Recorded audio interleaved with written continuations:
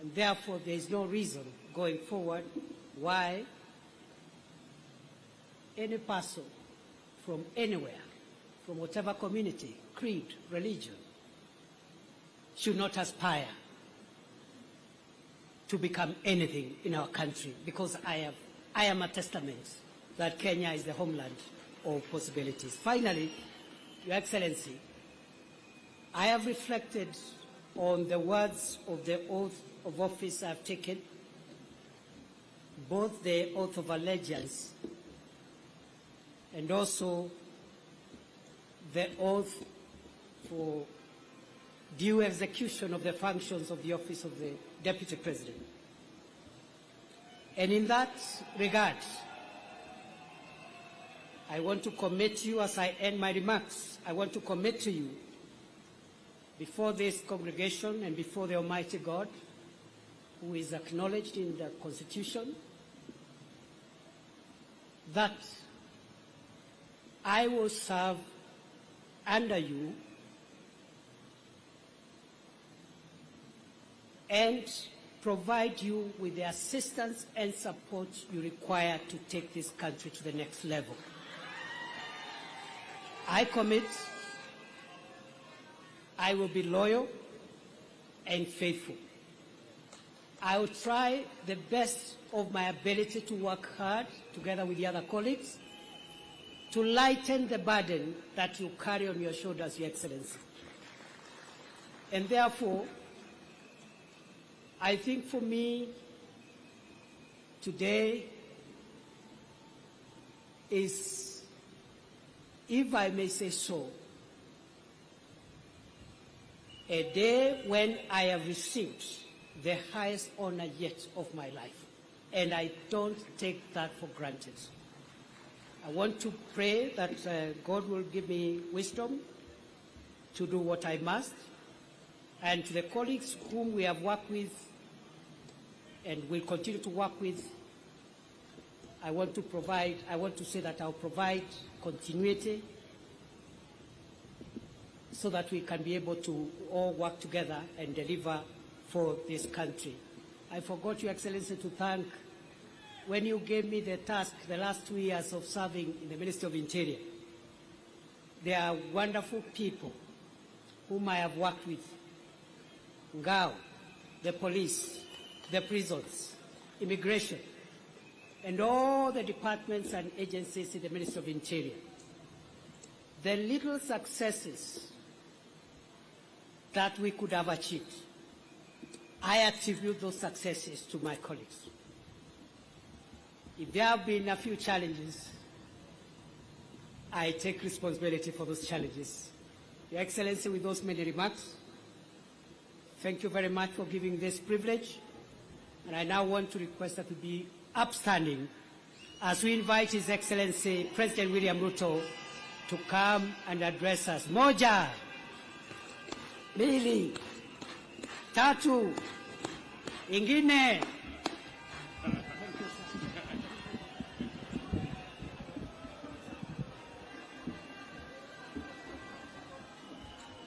Asante sana. Tafadhali tunaweza kuketi chini. Asanteni sana. Thank you very much.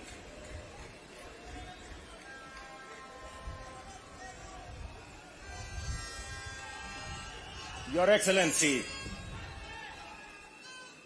Abraham Kithure Kindiki, Deputy President of the Republic of Kenya. Excellencies, Mr. Speaker of the National Assembly, Mr. Speaker of the Senate, our sister, your leadership, the Chief Justice of the Republic of Kenya, members of the judiciary, members of the executive, members of the legislature, fellow Kenyans, hamjambo. Hamjambo tena. Bwana Yesu asifiwe. Assalamu alaikum.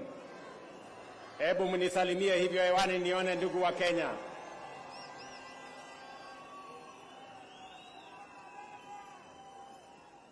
I am proud to witness the swearing in of the Honorable Abraham Professor Kithure Kindiki as the third Deputy President of the Republic of Kenya under the 2010 Constitution. I know him as a dedicated professional whose commitment to excellence has helped us overcome daunting challenges, and as a tireless public servant on the path of national leadership. Abraham is also a patriot whose dedication to cohesion, national unity, and inclusivity is beyond reproach, an effective champion of peace and stability,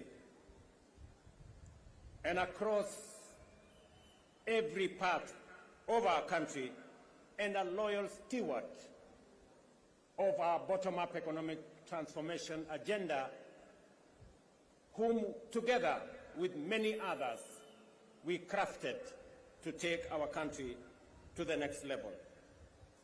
Over the past 2 decades, I have had the privilege to witness Professor Kindiki's work as a professor, litigation lawyer, consulting attorney, senator representing Tharaka Nithi, majority leader of the Senate, deputy speaker of the Senate, the most recently as cabinet secretary. I can confirm that in all these roles, he has demonstrated exceptional dedication, high competence and professionalism, and consistently delivered results beyond expectations. Professor Kindiki is a highly qualified and outstanding scholar, advocate and public servant, whose career has been defined by exemplary achievements which demonstrate his vision for positive change and commitment to high standards of efficiency in the performance of his duties. At this stage of the implementation cycle of our national transformation agenda, the people of Kenya require a patriotic public servant and a consummate champion of our constitutional dispensation, our broad-based national governance framework, and the bottom-up economic transformation agenda to support the cabinet and the presidency in delivering in full and on time. This moment calls for an individual who takes pride in a job well done and is humble enough to be a loyal servant of the people, and who is selfless enough to reach out and mobilize the entirety of government towards delivering for Kenya, experienced enough to understand the importance of engaging all sectors of our economy to drive transformation, and committed enough to serve professionally with loyalty and, most importantly, with integrity.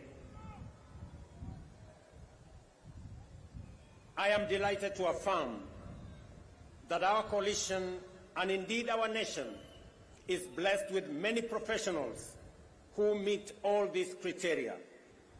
Among them,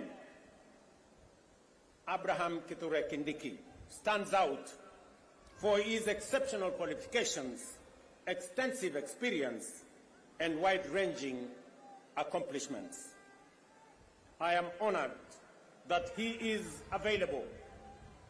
He has told me he is ready, and I know he is willing to serve as my deputy. Professor, my young brother, let me call you Abraham K, or Abra K. Welcome to the service of this great nation, Kenya. And let me say this, I have heard you clearly when you took your oath of office and the oath for the due execution of your responsibilities as Deputy President. You have said 2 fundamental things in your oath: Kenyans were listening. I too was listening. You said that you will serve the people of Kenya and the Republic of Kenya. Abrake, please serve the people of Kenya and the Republic of Kenya. As I told our principal secretaries, as I told our cabinet secretaries, and as I tell every public servant who has a responsibility, who has a duty, who has the honor to serve our nation, let us serve the people of Kenya and the Republic of Kenya. We are not here to serve ourselves or our families or our communities or our regions or our villages. We are here to serve the Republic of Kenya and the people of Kenya. The second thing that you have said in your oath, I said in my oath, I listened to principal secretaries and cabinet secretaries and others. You have said you will serve without fear, without favor, without affection, and without ill will. My brother Abrake, I listened to you. The people of Kenya were listening to you. Serve without bias, without ill will, without favor, without affection, and without fear.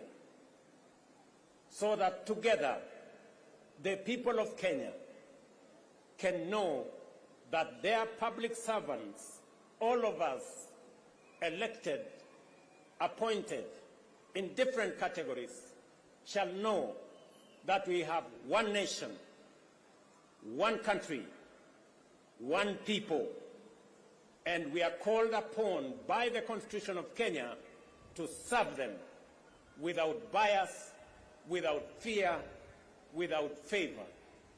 And let me undertake in this very historic national ceremony to the people of Kenya.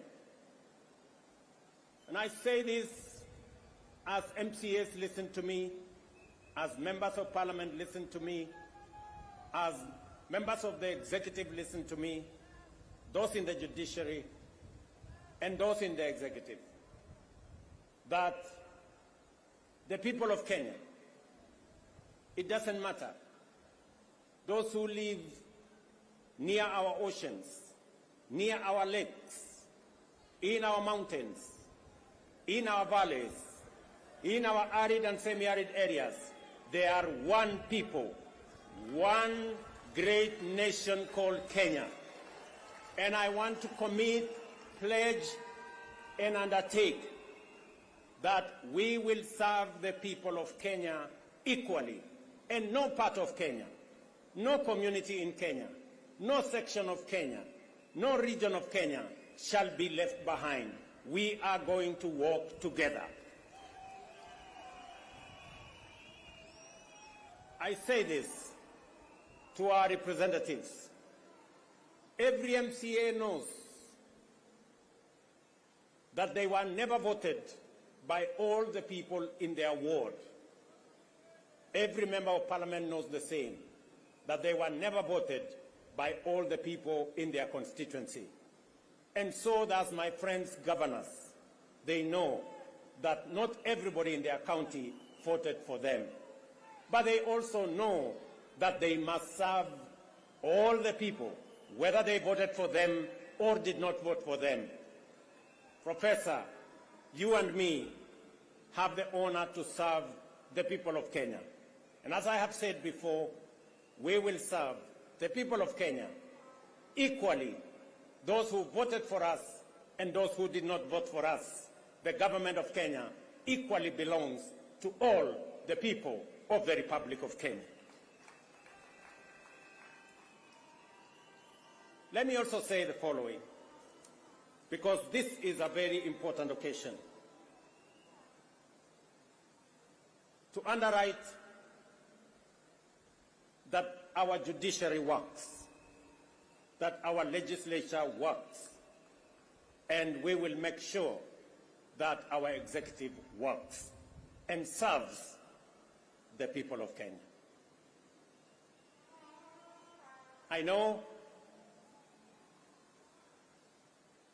that we've gone through a journey, but in this journey, we have affirmed to both ourselves as the people of Kenya, to our friends, and to the international community, we have affirmed that Kenya is a constitutional democracy founded on the firm foundation of the rule of law. We believe in freedom, and we believe in making sure that no Kenyan and none of us is left behind. Today we stand here as a people, united, peaceful, because we are a democracy, we believe in our constitution, we believe in the rule of law, and we are a free people, and we make choices. Let me also say this. To all of us who are public servants, it doesn't matter at what level. To all of us, we are reminded on this very historic day that we serve at the pleasure of the people of Kenya, and we serve under the provisions of the law and the Constitution of the Republic of Kenya. And that none of us, irrespective of the office we hold, is greater than what our Constitution says. We must obey, we must submit to the law and to the Constitution, because that is what makes us a nation. Let me say this as I conclude. We have made stride as a nation. Today, our savings as a percentage of our GDP is growing. We have changed and we have transformed our education system. Today, we have more teachers. We just announced another 20,000 teachers. We have a new funding model that is student-based, which we are refining to make sure that no child in Kenya is left behind.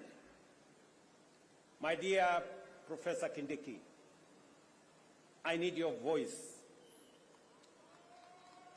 I need your intellect to help me and to help members of our cabinet to profile the things we are doing, to speak to the things that we are doing. I have almost become a lonely voice in the executive, especially in the presidency, speaking about our projects, speaking about our programs, elaborating on what we are doing.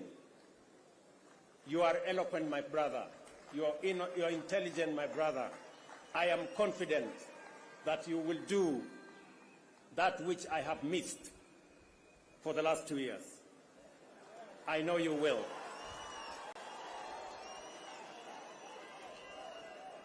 We have a huge program on university funding and higher education funding. We have a huge program that today our farmers across Kenya have access to fertilizer. We have a huge program on expanding our irrigation. We have a big program on what we are doing. We need your voice, and we need the voice of those of us in the executive to provide leadership and to see to it that indeed we achieve what we wrote into our Constitution. Today, as we wrote in our Constitution, Kenya Power has turned around and today is a profitable company. So is KenGen, because of the stewardship that we have put in place. My brother, our manifesto is elaborate. Our manifesto is transformative. We are implementing it page by page, paragraph by paragraph, chapter by chapter, because we have to transform this great nation, and failure is not an option. We must. We have a big program on rural electrification to connect close to 300,000 homes across Kenya. I need your support to the Ministry of Energy, who are doing a wonderful job in that exercise. We have a big program on markets across Kenya. We have a big program on housing across Kenya. Today, we have 160,000 people working in a housing program. By December, actually next month, we will begin to hand over the first 1,000 houses under our program, under the program that will make ordinary people, Mama Mboga and Boda Boda, pay 3,000 shillings every year and access housing in the Republic of Kenya. My brother, let me tell you, our universal health coverage is underway, with a bit of challenge initially, but now we are moving. And I want to tell the people of Kenya, we are going to transform this nation. And we have the team. And Professor, welcome to the team that is going to transform Kenya into a great nation that is going to make every Kenyan proud. Let me conclude by saying we have what it takes to transform the Republic of Kenya. And I am committed to making sure that whatever it takes, whatever decisions that have to be made, we will make them so that our nation can truly be transformed. As I talk to you, 10,000 young people are now engaged in climate works in Nairobi. We intend to take that in the next few months into 40 and 50,000 young people.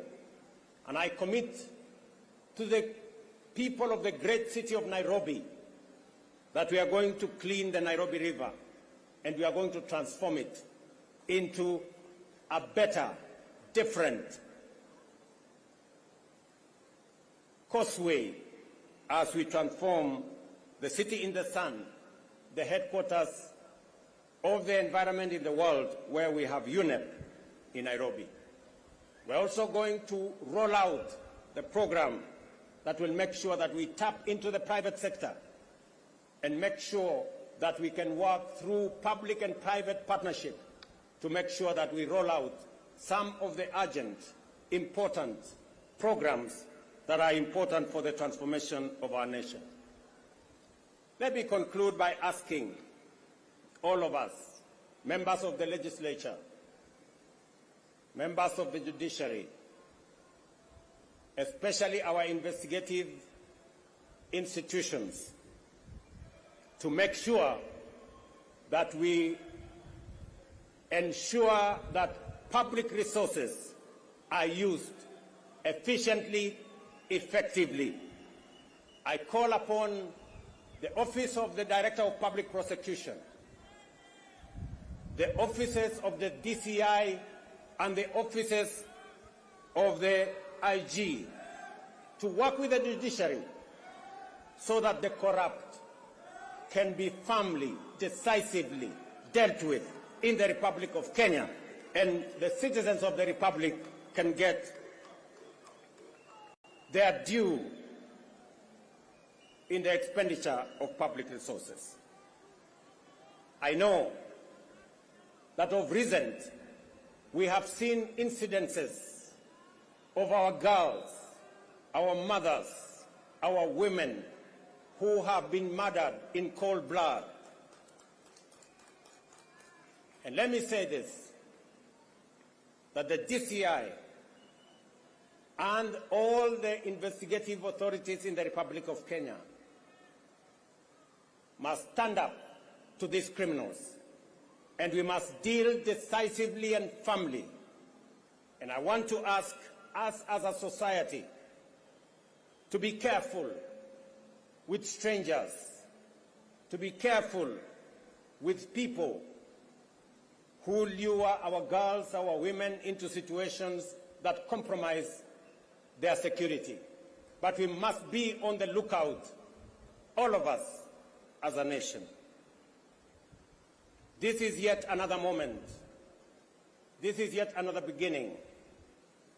And I am confident that we are going to take Kenya to the next level.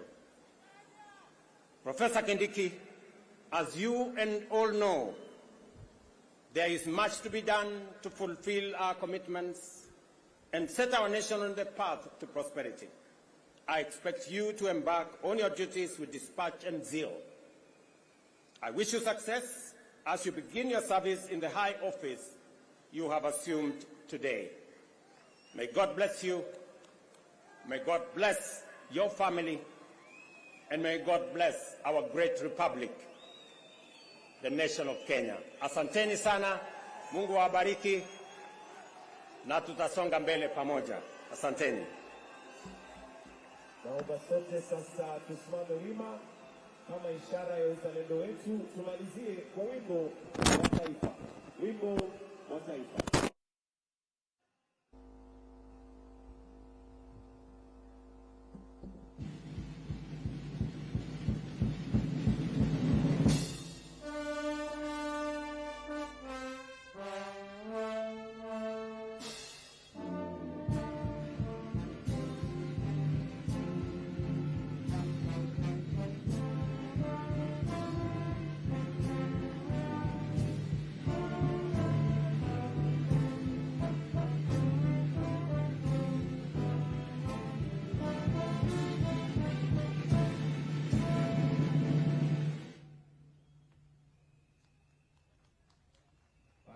Tusimame mahali tulipo tukimpatia rais nafasi ya kutoka katika starehe zake.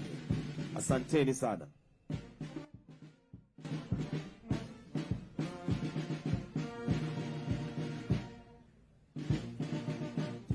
Tutamruhusu Mheshimiwa Rais aweze kuondoka na kisha Mheshimiwa Naibu Rais